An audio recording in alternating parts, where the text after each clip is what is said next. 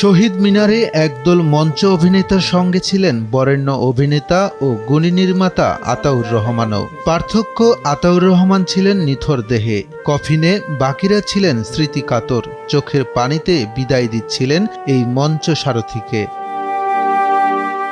হঠাৎ করে অসুস্থ হয়ে পড়েন এই নির্মাতা। ১ মে হাসপাতালে তাকে নিয়ে যাওয়া হলে ১০ দিন লাইফ সাপোর্টে রাখেন চিকিৎসকরা। সোমবার রাত ১২টার একটু আগে না ফেরার দেশে পাড়ি জমান তিনি। মৃত্যুকালে তার বয়স হয়েছিল ৮৪ বছর। প্রথমে এই গুণী নির্মাতার জানাজা হয় রাজধানীর মগবাজারের বাড়ির সামনে।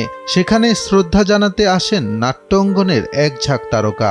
এদিন বেলা ৩টার সময় তাকে শেষ শ্রদ্ধা জানাতে নিয়ে যাওয়া হয় কেন্দ্রীয় শহীদ মিনারে। তার গ্যালিলিও, রক্তকরবী এবং আরও অনেক প্রযোজনা আমাদেরকে নানাভাবে অনুপ্রাণিত করেছে। তার এই হঠাৎ প্রয়াণে আমরা খুবই শোকাহত। তার কর্মকে তো স্বীকার করতেই হবে, তিনি যদি কিছু অবদান রেখে থাকেন স্বীকার করতেই হবে। শেক্সপিয়ারের প্রতি বা রবীন্দ্রনাথের প্রতি ওনার অগাধ জ্ঞান ছিল। রবীন্দ্রনাথ ঠাকুরের কবিতা হোক, উনি অকপটে ঠাস করে বলতে পারতেন।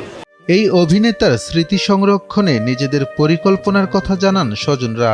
হি ওয়াজ আ ভেরি কিউরিয়াস, সারাক্ষণ জানতে চাইতেন, মানে এত নলেজেবল একটা মানুষ, আমরা তার ক্ষুদ্রতম নলেজও সন্তান হিসেবে পাইনি। উনি একটা বায়োগ্রাফি লিখছিলেন, মোটামুটি অনেক দূরই লেখা হয়েছে। আমরা তো আসলে শ্বশুর জামাই ছিলাম না, আমরা বন্ধু ছিলাম। শুদ্ধ তর্ক করতে ভালোবাসতেন, যারা ভালো তর্ক জানে তাদেরকে উনি অনেক পছন্দ করতেন। কেন্দ্রীয় শহীদ মিনারে শেষ শ্রদ্ধা জানিয়ে তাকে বনানীর কবরস্থানে দাফন করা হয়। ফরহাদ হোসেন, দেশ টিভি।